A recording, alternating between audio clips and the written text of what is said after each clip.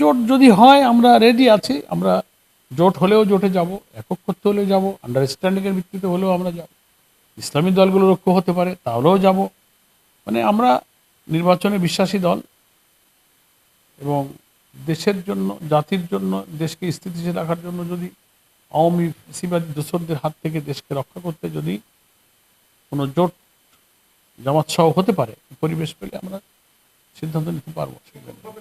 আমরা তো মনে করি বিএনপির সঙ্গে সম্পর্ক আগের মতোই আমাদের আছে, দেখা সাক্ষাৎ হচ্ছে, কথা হচ্ছে, ফোন হচ্ছে, হ্যাঁ, মত বিনিময় হচ্ছে। রাজনৈতিক দলের সাথে আরেকটা রাজনৈতিক দলের যে সৌহার্দ্যপূর্ণ সম্পর্ক থাকা উচিত সেটাই আমাদের আছে।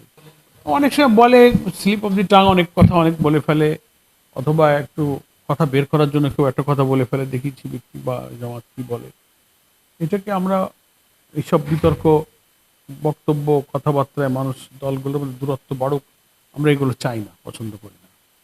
যতটা গার্ডেড ল্যাঙ্গুয়েজে, যতটা মানে ধৈর্যের সাথে উদারতা নিয়ে পরিমিত কথা বলা, ভারসাম্যপূর্ণ কথা বলা, যে কথার নেগেটিভ দিকটা কম, ইতিবাচক দিক বেশি, এইভাবে কথা বলে দলগুলোর মধ্যে সংহতি, ঐক্য বজায় রাখা দরকার।